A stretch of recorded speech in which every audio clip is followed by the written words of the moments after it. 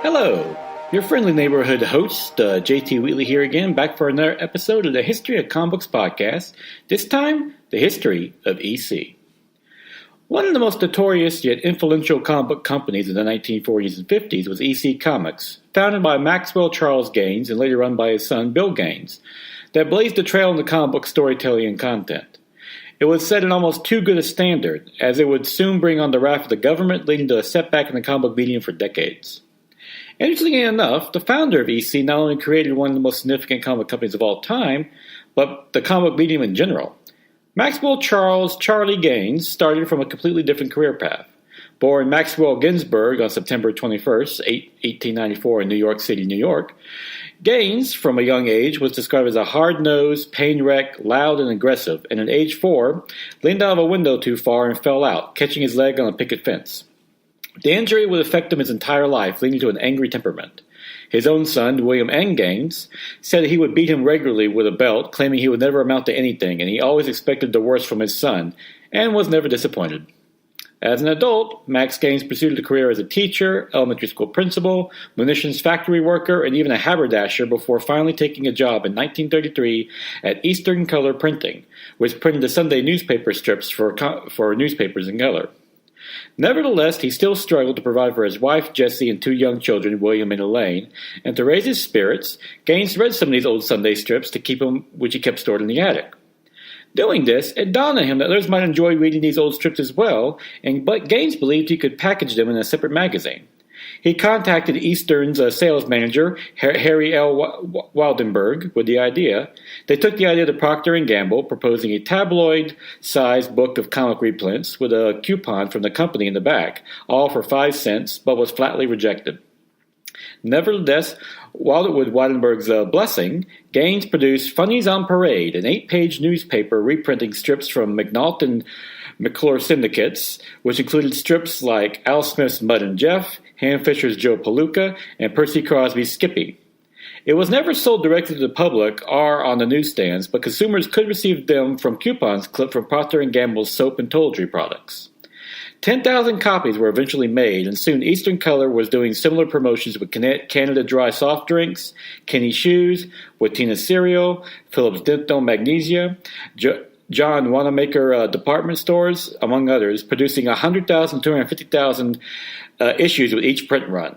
The success of this convinced Gaines to go to Dell Publishing and produce the first modern comic book with Famous Funnies, A Carnival of Comics, a 36-page one-shot in 1933. The success of this led to Famous Funnies in 1934, which would go on to run 218 issues, becoming America's first modern comic book. Having practically invented the modern comic book medium, Gaines began working with Jack Leibowitz to produce original comics in their All-American Group, or the AA Group, in 1938. Leibowitz, who co-owned National Allied Publications, the future DC Comics, with Harry Donenfeld, got Donenfeld to finance and distribute the venture to Independent News, which through comics like Sensation, Flash, and All-American, introduced the world to the Flash, Green Lantern, the Spectra, and the Justice Society of America, the first comic book superhero team. It was also Gaines who, on the advice of assistant Selden Mayer, recommended Superman by Jerry Siegel and Joel Shuster to National, while arranging for the McClure Syndicate to handle the newspaper strip. Gaines also brought on psychologist William Moulton Marston to the editorial advisory board, and then allowed him to create Wonder Woman at the company. With this alone, Max Gaines had cemented himself as one of the founding figures of the comic book medium, but he wasn't done yet. Despite the success of these ventures, Gaines' relationship with National soured, with All-American not even carrying the national print in the early 1940s or featuring any of their characters. Finally, in 1944, Jack Leibowitz bought out Gaines from All-American, who got to keep one comic book from the line, his personal pet project, Picture Stories from the Bible. Picture Stories from the Bible would form the basis for Gaines' new company, Educational Comics, EC for short, and in print he originally started with the AA Group. Soon, EC would expand to picture stories from world history, picture stories from science, Tiny Tot comics, and animal fables, all with the aim of educating young readers. Gaines' past profession as a teacher never left him. To help with the social and moral messages of these comics, Gaines would employ numerous rabbis, priests, and teachers as consultants, but his cost-cautious nature often butted heads with their scholarly advice to create shorter stories. He reportedly once said, "I don't give a damn how long it took Moses, I want it done in 2 panels." With some of the titles, though, it carried a different insignia, entertaining comics. But still EC, of course, featuring comics like Crime Patrol, The Gunfighter, and most notably Moon Girl, a somewhat blatant ripoff of Wonder Woman. All of this would come to a halt, though, on August 20th, 1947, when Max Gaines went on a boating trip with his friend Sam Irwin and his 8-year-old son, William, at Lake Placid, New York. They were struck by another boat, and in a final act of selfishness, Gaines threw William to the back of the boat, saving his life, while he and Sam were killed. As a result, Max Gaines' son, 25-year-old William Gaines, inherited EC Comics and was soon taken in an entirely different direction. William Gaines was born on March 1st, 1922, and never intended to follow his father in the comic book business, but instead in teaching. When World War II broke out, he tried to join every branch before finally getting drafted into the Army Air Corps, where he trained to be a photographer at Laurie Field in Denver, Colorado. However, when he was assigned to Oklahoma City, they didn't have a photography department, and was thus assigned to KP, kitchen patrol duty. Reportedly, Gaines loved this, as he said he was always an eater. He would be stationed at multiple bases across the country before being discharged in 1946. Afterwards, Bill Gaines returned to his chemistry studies at Brooklyn Polytech and then transferred to New York University with the intent of getting his teaching certificate, while also marrying his second cousin, Hazel Gribb, which was an arranged marriage with his mother. However, when his father was killed in his senior year at NYU, he took over the family business. Bill Gaines soon discovered that EC Comics was $10,000 in debt, despite his father's penny pension. However, Bill soon learned he had an innate ability for salesmanship and spotting talent, and with Frank Lee as business manager and Sol Colin as circulation manager, much of the daily grind was taken care of so he could ease into the publishing world while completing his studies at NYU. First, Gaines tried an Archie-style teenage comic, which was all the rage at the time, and in his first inspired business decision, he hired Al Feldstein to draw them. Feldstein was born October 24, 1925, in Brooklyn, New York, to Max, who made dental molds, and Bedřich Feldstein. A Russian-Jewish family, Al Feldstein, he would win a poster contest at the 1939 New York World's Fair and decided he wanted to be an artist. He studied at the High School of Music and Art in Manhattan, and while there was hired by Jerry Iger to work at his S.M. Iger studio. At $3 a week, Feldstein did basic errands and gopher work, as he called it, but slowly started to learn the comic book art form, beginning with penciling and inking backgrounds to he was finally doing entire pages, with his earliest background work being in Sheena, Queen of the Jungle.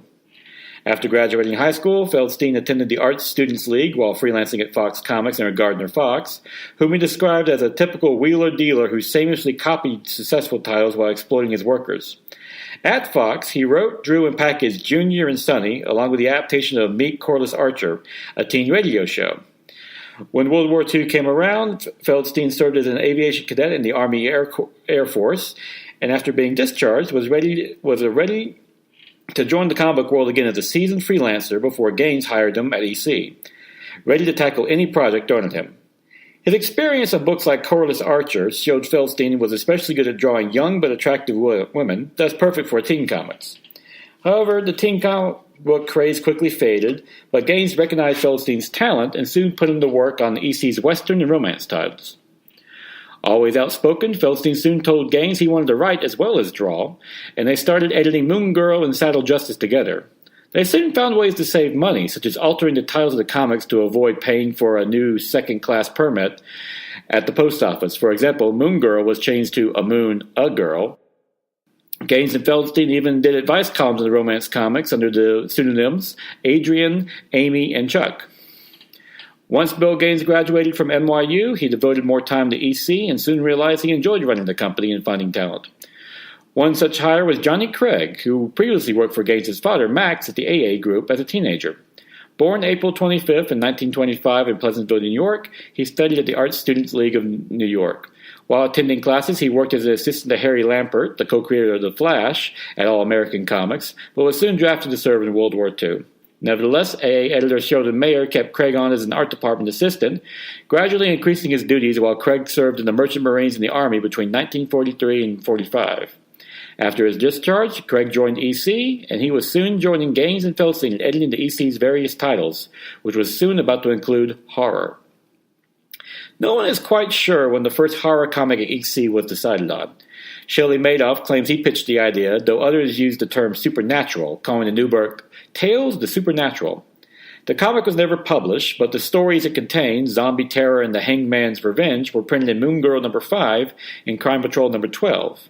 Even the cover by Johnny Craig was reused, though no one's quite sure where, with some believing it was A Haunt of Fear number 15 or Crime Patrol number 16.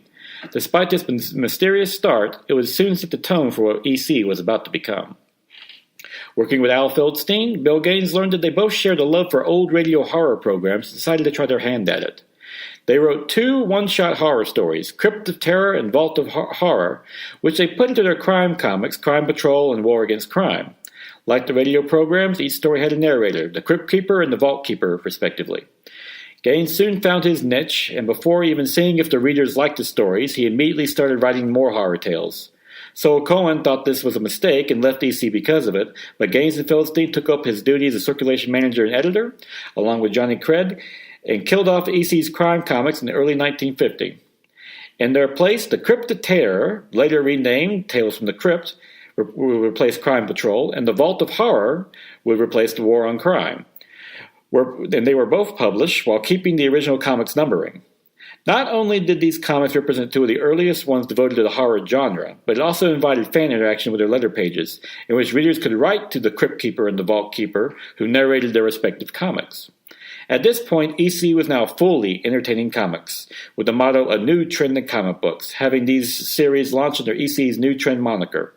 This was a call-out by Gaines to other comic book publishers, daring them to be more daring and innovative as EC produced stories like Coffin Spell, Ooze in the Cellar, and Taint the Meat is the Humanity. They were gory and gruesome, but with a dark sense of humor. For instance, in Midnight Mess and Tales from the Crypt number 35, May of 1953, a man unknowingly walks through a vampire restaurant, noticing the menu contains such items as blood sherbet and French fried scabs. It ends with the morbid sight of the man with a spigot in his neck as vampires fill their glasses from it. Soon, science fiction was added to the new trend line, with Weird Science, which replaced Saddle Justice but kept up the comics numbering, and Weird Fantasy, containing the same twisted morality tales as the horror books, along with some of the best art in the medium. Combined with stories that, while preachy sometimes, were still the best written on the stands, EC was making a serious stake at the major publishers. From the titles followed, notably shock suspense stories and crime suspense stories, which told soapy stories of crimes of passion, along with a third horror tale, The Haunt of Fear, whose narrator was the Old Witch, which replaced the Gunfighter. However, the stories in EC Comics were not just shocking and entertaining, but often powerful morality tales that held up a mirror to society. In Shock Suspense Stories number 5 in October-November of 1952, the story Hate by Al Feldstein and Wally Wood told the story of John Smith, who helps his fellow waspy neighbors run the Jewish residents out of town. However, when he learns he is in fact Jewish himself, his friends turn on him, beating him to a pulp. In Weird Fantasy number 18, March-April of 1953 by Feldstein and Joe Orlando, an astronaut named Tarleton is sent to the planet of Cybernia to see if the inhabitants are ready to join Earth's Galactic Republic. When Tarleton observes that the planet's people, which are different colored robots that practice segregation, notably the orange ones that reduce the blue ones to manual labor, he judges they are not ready to join the Republic yet, and can do so when they've learned to live together without discrimination.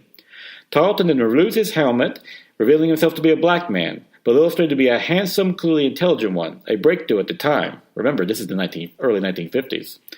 While Gaines was full into the comic book game at this point, he still found a way to bring his past profession as an educator in, this time as someone teaching young children about race and bigotry.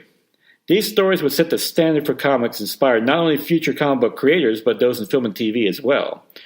From Rod Serling's classic The Twilight Zone to movie directors like Steven Spielberg and Robert Zemeckis. To quote Spielberg himself in his foreword for Shock Suspense Stories Volume 1, which would collect the comic book decades later by Gemstone Publishing, he said, while most of the comic books were devoted to costume superheroes Archie and Donald Duck, Bill Gaines used the medium to educate his audience, like his father before him. The comic book readers as a whole had noticed the quality of EC too. While the old Picture Stories line was phased out, the new comic books were selling like hotcakes and the company was finally making money. Letters poured in from fans who especially appreciated how EC's letter columns were more personable than other comic book publishers at the time.